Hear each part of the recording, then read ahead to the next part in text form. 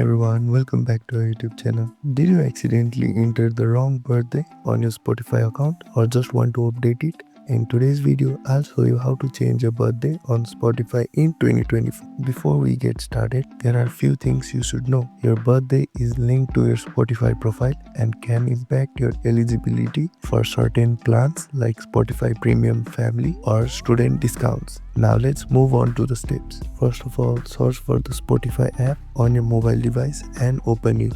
And once you have opened the Spotify app on your phone, click on your profile icon which is located at the top left corner of the screen. And from this menu, click on the settings and privacy with gear icon. From there, simply click on the option saying account. Now click on your email address. From there, you will be redirected to editing your profile option. From here, you can see the date of birth option where you can change it accordingly. And once you are done with it, click on the cross and click on the green option saying save profile. As you can see, your profile is saved. This means now you know how you can change your date of birth in Spotify app. If this video was helpful, please don't forget to like, share and subscribe to our YouTube channel, and we'll see you in the next video. Thank you for watching.